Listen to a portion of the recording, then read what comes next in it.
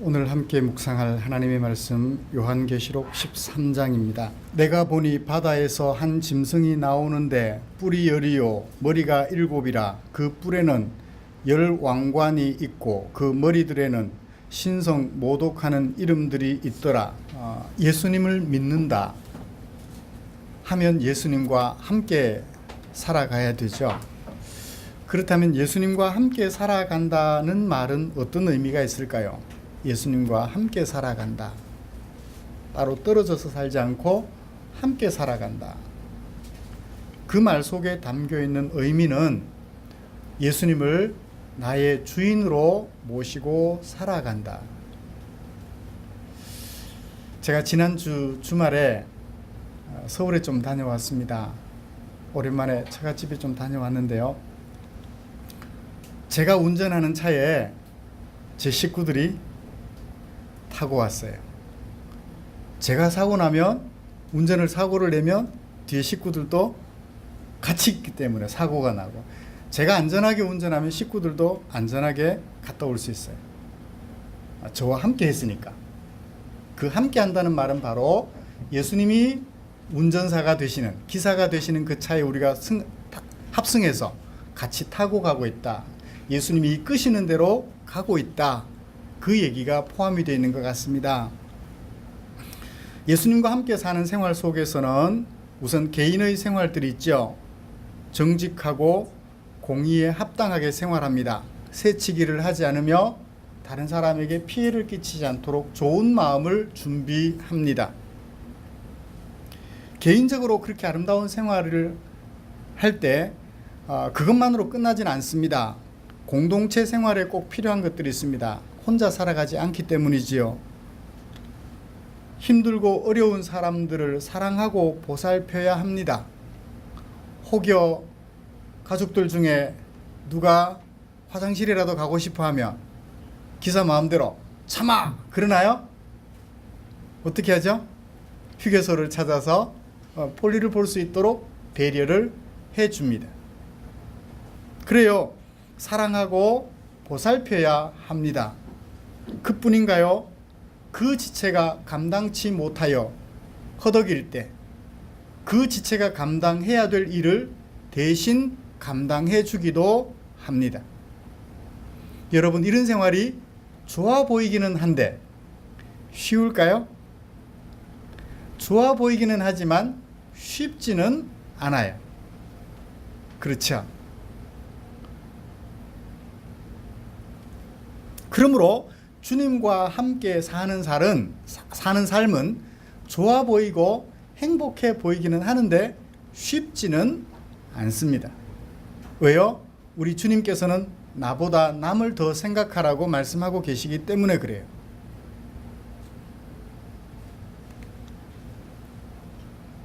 내가 판단하여 나만 생각하는 삶에 비하면 예수님과 함께 사는 삶은 참 힘들어요. 그렇지만 그 열매는 행복해요. 한없이 그 열매는 행복합니다. 우리에게 기쁨을 가져다 주고 우리에게 행복을 가져다 주지요. 저와 여러분들은 이 예수님과 함께하는 삶을, 온전하게 예수님과 함께하는 삶을 목표로 삼고 오늘 하루하루 살아가고 계시는 줄 믿습니다. 어제보다 오늘, 오늘보다 내일 더 주님과 함께 살아서 조금 힘들기는 하지만 그러나 우리에게 맺어질 행복의 열매를 생각하며 오늘 하루도 그렇게 살아가며 훈련하고 있는 줄 믿습니다.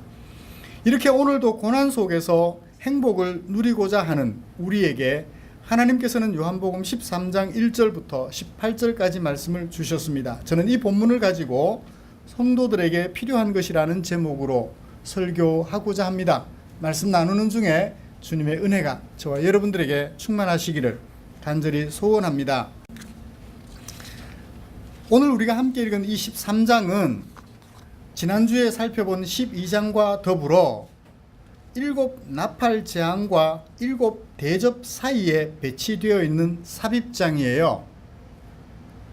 사도 요한이 이 사이글, 그 사이글을 표적이라는 말로 표현했었죠. 어떤 의미를 전달해 주기 위하여 기적과 같은 그런 사건을 보여준다라는 것입니다. 기적 그 자체가 목적이 아니라 그 기적을 통하여 무언가를 보여주고자 한다는 거예요. 그것이 뭐라고요? 12장, 13장 삽입글들이다 이 말입니다. 삽입이라는 말의 의미가 뭘까요? 삽입이라는 말은 가운데 끼워 넣는다는 얘기입니다. 가운데 끼워 넣어요. 이 글과 이 글 사이에 끼워 넣어요. 뭐 하려고? 앞에서 뒤에서 말할 것을 보조하여 설명해 주려고, 부연하여 설명해 주려는 의미가 있습니다. 그래서 중심글이 있으면 삽입글은 그 중심글을 보조해 주는 역할을 해요. 삽입글 자체가 목적이 아니라 중심글을 보조해 주는 역할을 한다는 것입니다.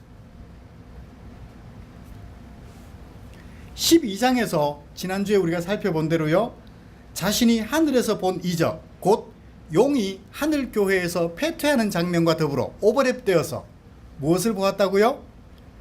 하늘교회에서 패퇴한 용이 어디로 왔어요? 땅으로 내려와서 무엇 하려고? 여자가 낳은 남은 자손들을 해롭게 하려고 버티고 서 있는 장면을 보았습니다. 하늘교회에서 패퇴한 용이 땅에 내려와서 땅에 살아가는 우리 성도들을 괴롭히고 힘들게 하려고 버티고 서 있는 거예요. 그 모양이 참으로 무서웠습니다. 그것이 12장이었습니다.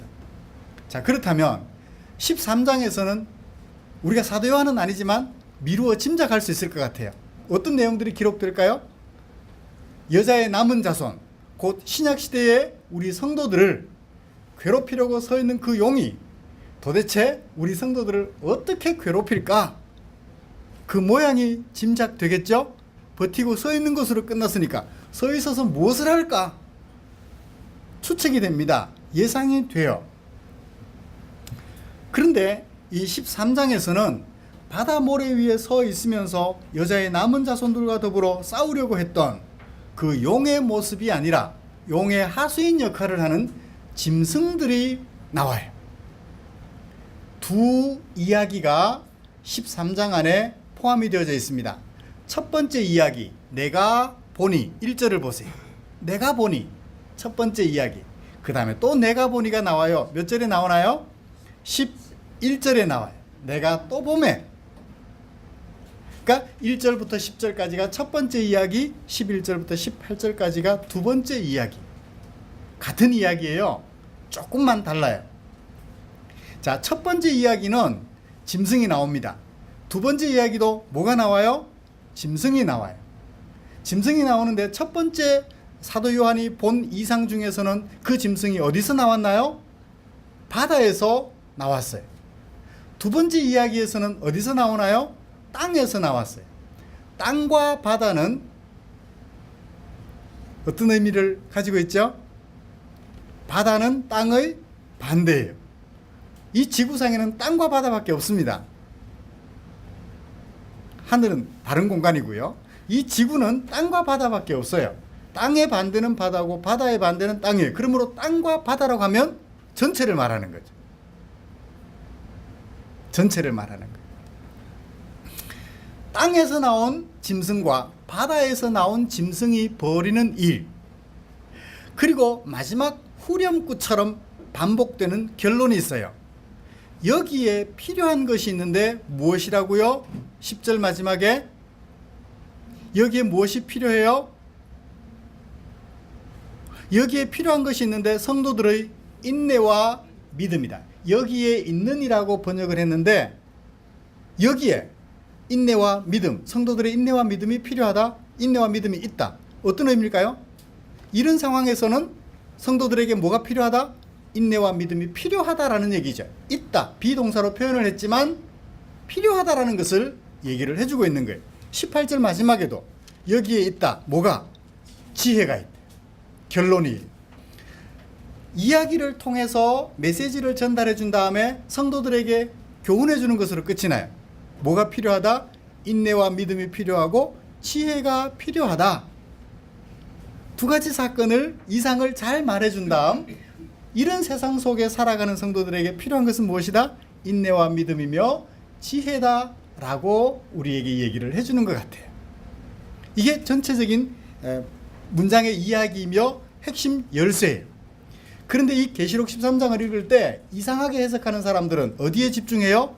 이런 전체적인 흐름은 생각하지 않고 교훈은 생각하지 않고 어디에 목을 메고 해석하는데 혈안이 되어 있나요? 짐승의 수, 마지막에 666이라는 숫자에 목매 가지고 해석을 해요. 코끼리 발톱 하나를 붙잡고 그 발톱 가지고 코끼리를 연구하면 코끼리라는 그 짐승이 우리에게 나타내 보여주는 의미를 알 수 있을까요? 없을까요? 없죠. 안타까워요. 666이 그렇게 중요해요? 정작 그 짐승이 일으키는 사건, 그것이 무엇을 의미하는지, 그리고 그 사건을 말한 다음에 사도 요한이 성도들에게 필요한 것이 이것이다 라고 말을 할 때 그 인내와 믿음, 지혜에 집중을 해서 해석을 해야 되지, 엉뚱한 단어 하나에 매여가지고 막 네가 올린 내가 올리 그러면 싸우며 해석해. 거기에다가 2단 3단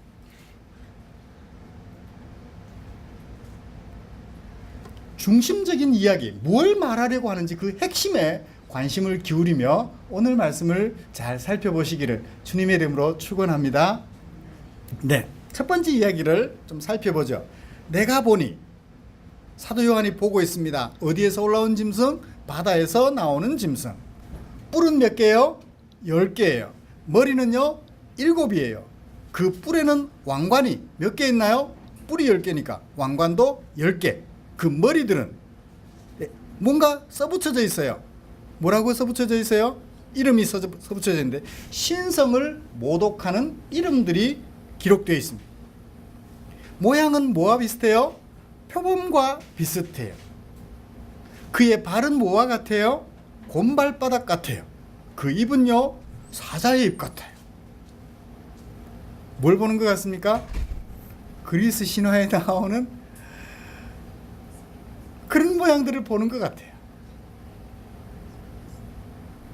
그러니까 사도 요한이 그 이상들을 보았을 때 그 시대에 이해가 되어지는 내용들을 가지고 이해를 했으며 그것을 사람들에게 소개하여 이해할 수 있도록 도와주는 거예요.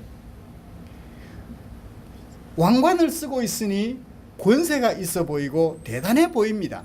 상징이지요. 이런 짐승은 그 권세는 누구에게 받았나요? 2절 마지막에 용에게 받았어요. 용이 주었더라 라고 얘기를 하고 있는데요. 무엇을?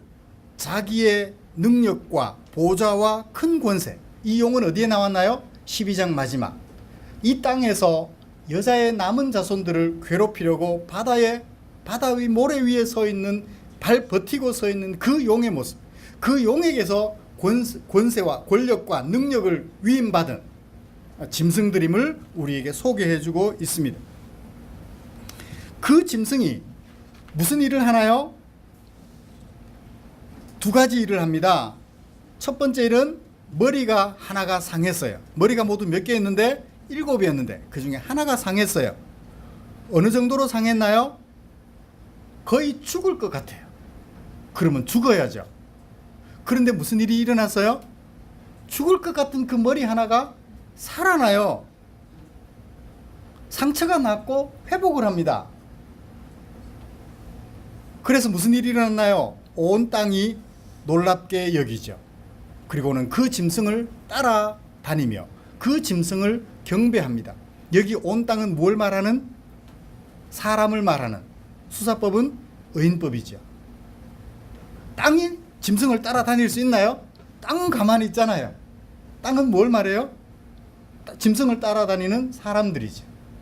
기적 같은 일이잖아요. 이 사람이 곧 죽는다고 생각했는데, 이 짐승이 곧 죽는다고 생각했는데 살아났으니 신기하잖아요.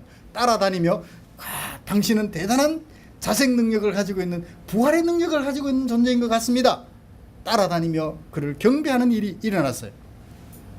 두 번째 사건, 용이 짐승에게 권세를 주었는데 그 짐승을 가진 그 권세를 가진 짐승을 본 사람들이 어떻게 하나요? 마찬가지로 온 땅이 짐승을 경배합니다. 경배하면서 무슨 말을 해요? 수사적 의문문. 무슨 말을 하나요? 누가 이 짐승과 같으냐? 무슨 말이에요? 용에게 권세를 받은 이 짐승을 보니 누가 이 짐승과 같으냐? 무슨 뜻인가요? 이 짐승 같은 자 못 봤다는 얘기예요. 그렇죠? 누가 이 짐승과 같으냐?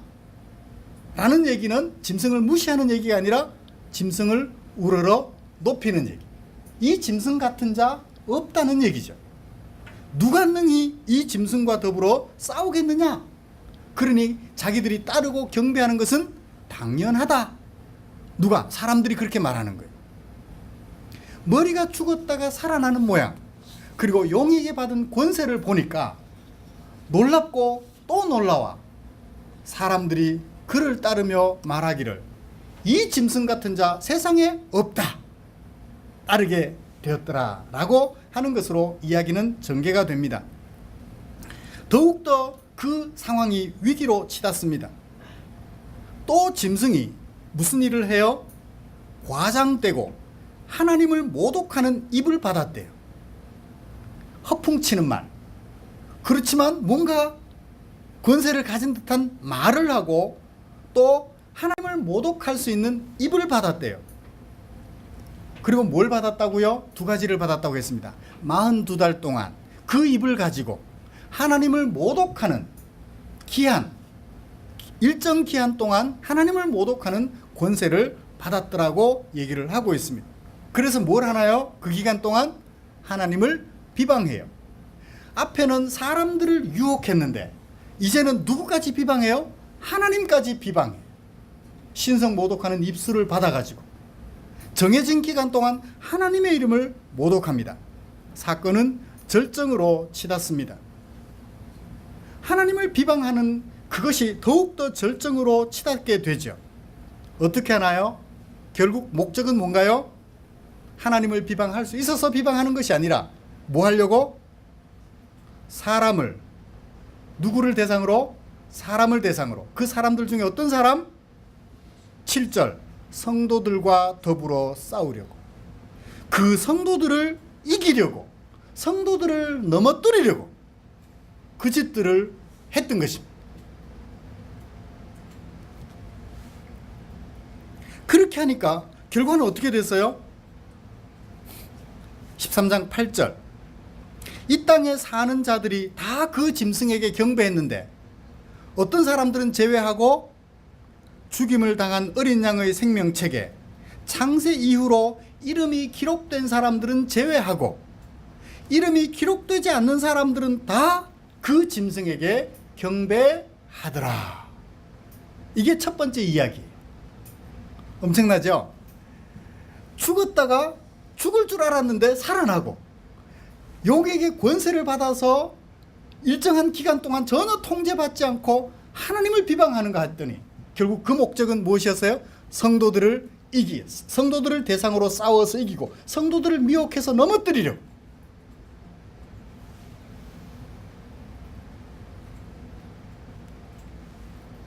어마어마하게 위력적이고 그럴듯한 모습으로 다가오는 이 짐승의 모습을 첫 번째 이야기에서 보여주었습니다.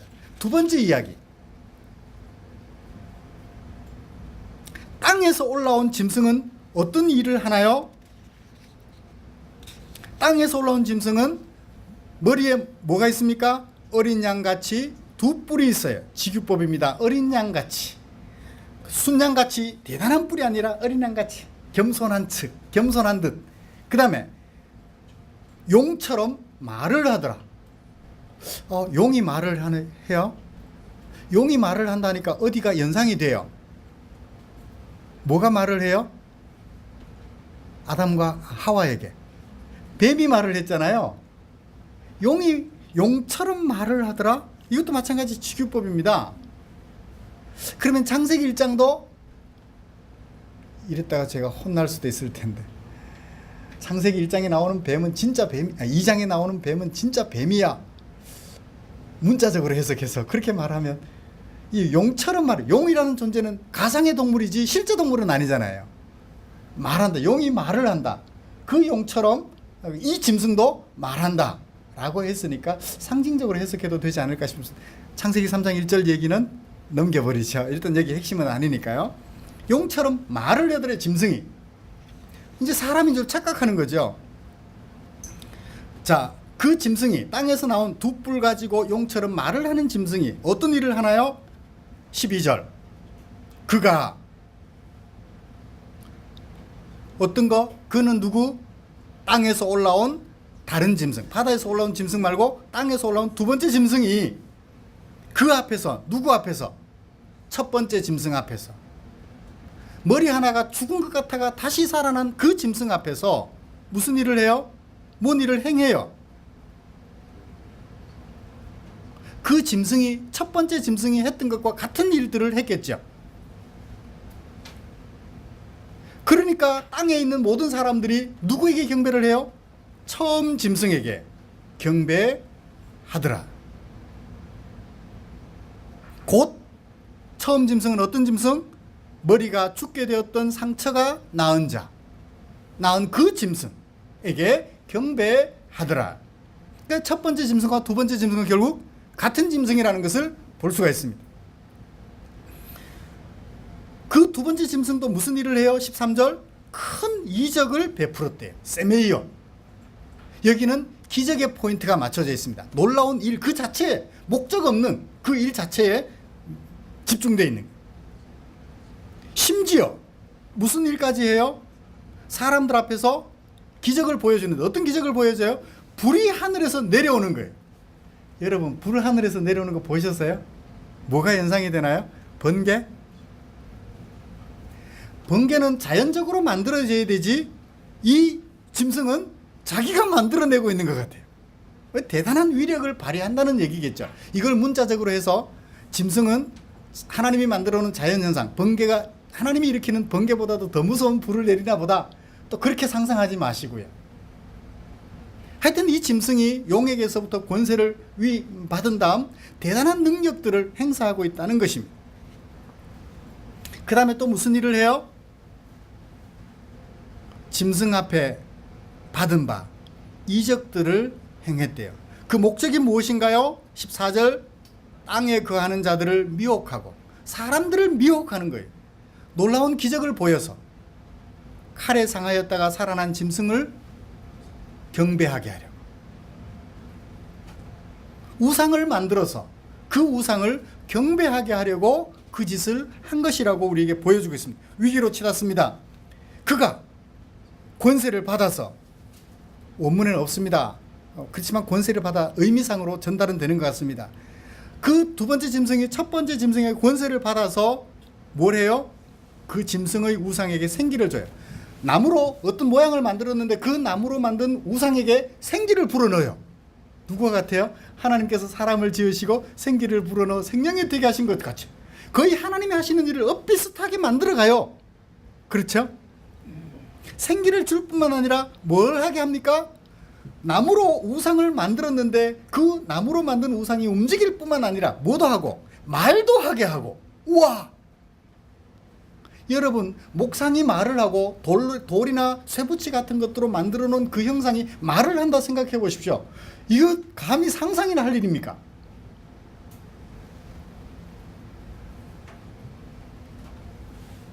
뿐만 아니라 어떤 일도 해요?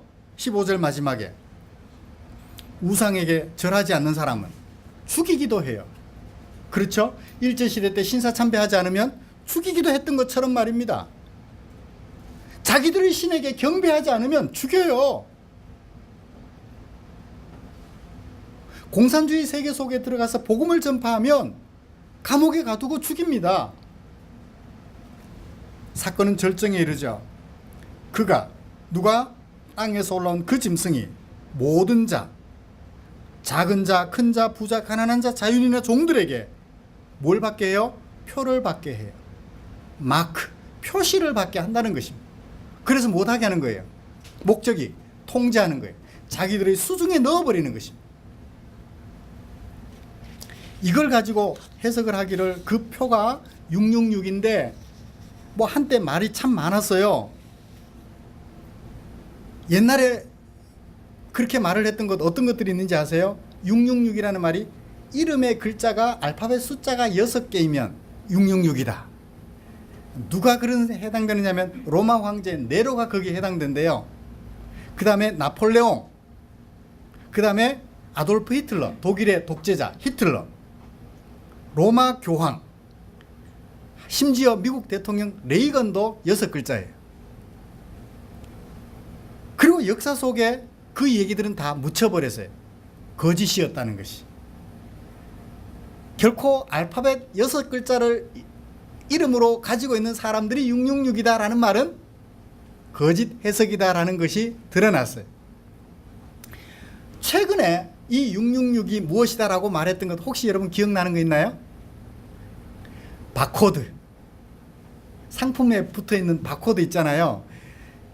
GS마트 같은 데 가서 물건 사면 그 가격을 일일이 타이핑하지 않고 뭐 이렇게 스캐너 가지고 상품에 대면 상품 가격 이름 가격 뜨면서 계산이 쫙 나와요. 바코드가 666이다. 그것도 거짓 해석이며 가짜라는 것이 역사 속에 판명이 됐어요. 최근에 또 이 666이 뭐다라고 말하는 게 나왔어요. 베리칩이라는 게 있어요. 이 이단들은 이 666이 베리칩이래요. 한때는 바코드라 하더니 요즘은 또 베리칩이래요. 베리칩이 뭐냐면 미국에서 만든 건데요. 미국 의회가 2010년 3월달 입법한 건강개혁법안 HR 3200이라는 그 법에 베리칩을 만들었대요. 그 베리칩이 뭐냐면 그 사람의 인식표예요. 강아지에게 인식표를 주사로 몸속에 넣어서 스캔만 하면 이 강아지는 누구 집 개며 뭐 종은 뭐며 예방접종은 어떻게 했으면 나오는 것처럼 사람에게도 칩을 넣어서 사람을 인식하게 하겠다는 거예요. 그래서 그 인식표가 있으면 매매를 할 수 있고 인식표가 없으면 매매를 할 수 없고, 미국의 어떤 선교단체가 그 베리칩이 666이다라고 해석을 했어요. 그러니까 한국에서도 막 난리쳐요. 특히 CTS, CBS에 유명한 허스키한 목소리로 크게 소리 지르며 설교하시는 분, 그분도 이 베리칩이 666이라고 난리를 치고 있어요. 감리교회, 서울의 큰 교회, 그게 목사님. 인천에 있는 어떤 교회, 큰 교회 목사님. 이 큰 교회 목사님들이 문제예요.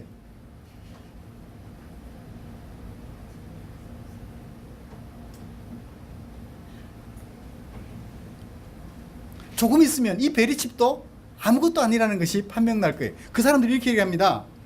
2016년까지 강제성이 포함되는 의무 기간이 끝나고 2017년부터는 강제성이 실시되면 16년까지는 자발적으로 하게 하고 17년부터는 강제적으로 한대요. 강제성이 실시되면 옳고 그름이 밝혀질 거다. 이 베리칩이 진짜 666이라는 게 밝혀질 거다. 2017년까지만 기다리세요. 그 베리칩이 가짜라는 게 판명될 테니까. 그러니까 이 13장이 뭘 말하는지는 안 보고 666이라는 숫자에 매여가지고 죽기 살기를 허우적거리는 거예요. 자, 다시 정리합니다. 결말. 이런 시대에 뭐가 필요해요? 지혜가 필요하다라고 얘기를 하는 것으로 결말이 납니다. 자, 이 두 가지 사건에서 짐승이 일으키는 사건들을 보십시오. 성도들을 하나님을 모독하고 하나님의 이름을 비방하고 각종 능력 있는 것들을 막 보여줘 가지고 목적은 뭐예요? 성도들을 미혹해서 무너뜨리려고, 하나님에게서 떠나가게 하려고. 뭐가 하려고 했던 것과 비슷해요? 12장에 용이 하려고 했던 것과 비슷하죠. 여자가 아이를 낳으면 아이를 삼키려고 했던 용, 그 아이를 삼키는 것이 실패하자 여자가 낳은 남은 자손들을 공격하려고 땅으로 내려와서 버티고 있었던 그 용이 하는 일과 같죠. 하나님을 비방하고 사람들이 놀라 따를 수밖에 없는 그런 일들을 행하는 목적이 뭐예요? 성도들을 무너뜨리려는 거예요. 이것이 바로 우리가 살아가는 세상이라는 거예요.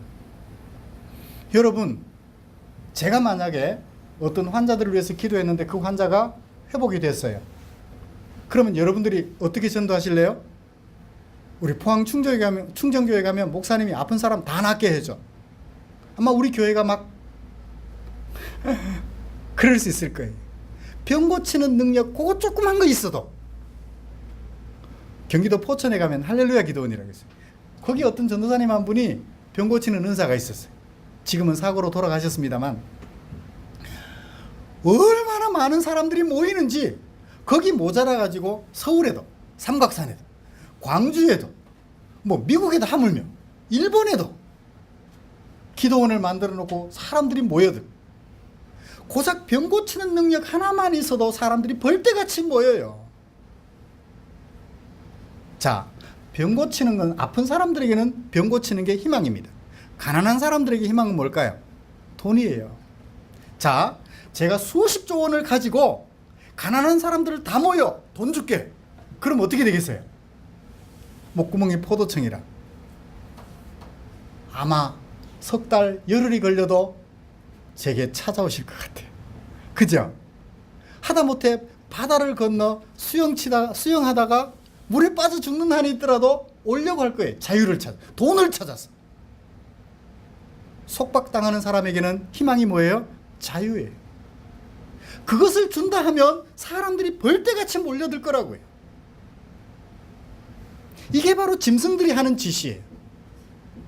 자신들이 가지고 있는 권력, 자유를 줄 수 있는 권력, 돈을 줄 수 있는 권력, 기업가들은, 돈을 가지고 있는 기업가들은 직원들에게 돈 갖고 장난치죠.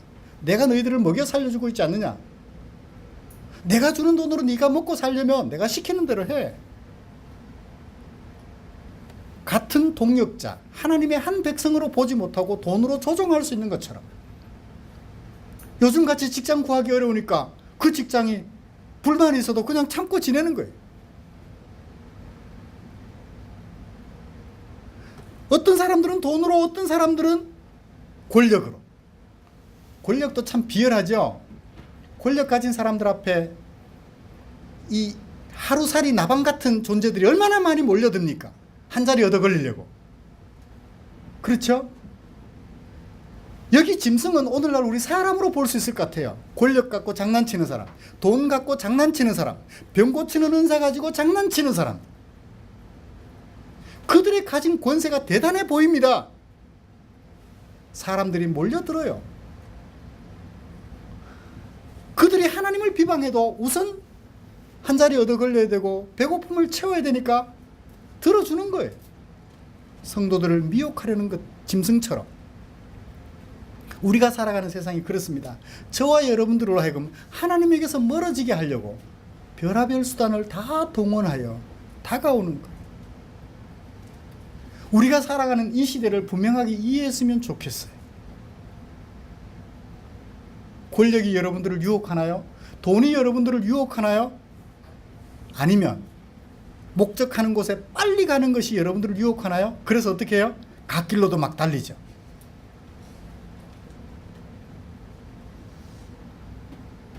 우리가 살아가는 세상을 제대로 이해해야 될 필요가 있을 것 같아요. 자, 그렇게 이해하니까 우리에게 뭐가 필요합니까? 인내와 믿음이 필요해요. 너무 많은 것들로 우리를 유혹하니까 좀 가난하게 살 필요도 있는 것 같아요, 우리에게. 돈이면 다다라고 다들 돈을 향하여 쫓아갈 때 우리는 그 돈으로 쌀을 못 사고 라면밖에 못 사는 한이 있더라도, 우리가 가진 돈으로 라면밖에 살지 못하는 한이 있더라도 그가 주는 돈으로 사 먹을 쌀이나 고기 때문에 그들을 따라가지 않을 수 있는 뭐가 필요해요? 인내가 필요한 것 같아요. 내가 그들이 가지고 있는 권력을 얻지 못해도, 한 자리 얻어 걸리지 못해도, 그래서 별 볼 일 없는 그런 자리에 있을지라도 하나님의 백성으로서 살아가기를 힘쓰는 인내와 믿음이 필요하다는 거예요. 그리고 또 뭐가 필요해요? 지혜가 필요해요. 지혜란 무엇입니까? 상황을 잘 파악한 다음 거기에 합당한 대책을 세울 수 있는 능력이죠. 이 짐승이 지금 유혹하는 것이 하나님에게서 떠나게 하려고 하는 것인지 아니면 하나님께 가까이 나가게 하려고 하는 것인지를 판별할 수 있어야죠. 그리고 어떻게 해야 됩니까? 하나님께로 나가는데 방해하는 것이라면, 우리는 가차없이 그것을 버릴 수 있는 지혜가 필요하다는 거예요. 그러므로 갖가지 권력으로 갖가지 좋은 것으로 포장하여 우리를 유혹하는 이 세상 속에서 하나님의 백성으로서 승리하며 살아가려면 우리에게 무엇이 필요하다고요? 인내와 믿음이 필요하다. 뭐가 필요하다고? 지혜가 필요하다. 그걸 알려주려고 이 13장 기록했던 거예요. 666이 뭔지 알려주려고 기록한 게 아니고, 누가 666이 뭔지 가지고 자꾸 따지거든.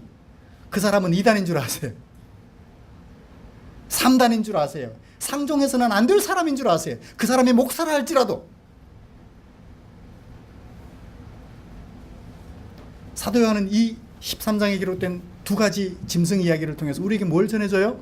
우리가 살아가는 세상이 어떤 세상인지를 분석하게 한 다음 그 세상에서 그들에게 미혹당하지 않고 하나님의 백성으로서 자리를 지키기 위해서 뭐가 필요하다? 인내와 믿음.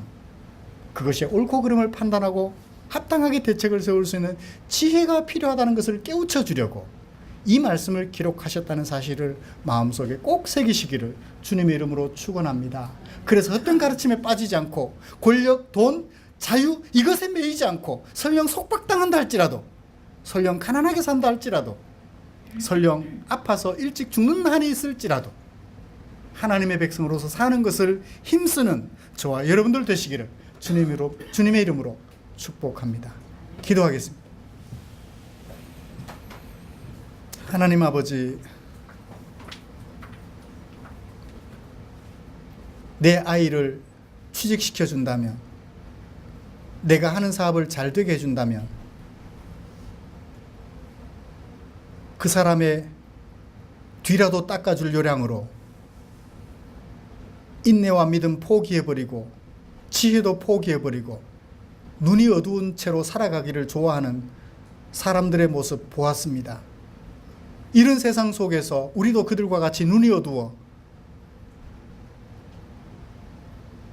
하나님이 원하시는 세상을 보지 못하는 어리석은 자들 되지 않게 하시고, 인내와 믿음이 없어 그들을 쉽게 따라가 버리는 자들이 되지 않게 하시며, 지혜가 없어 하나님의 일인지 사람의 일인지 분별하지 못하는 어리석은 종이 되지 않게 하시며, 인내와 믿음, 지혜가 있어 하나님의 일을 분별할 수 있게 하시고, 그 하나님의 인도를 따라 지금은 어렵지만 행복을 만들어갈 수 있는 아름다운 종들 되게 해 주시옵소서. 감사드리며 예수님의 이름으로 기도드립니다. 아멘.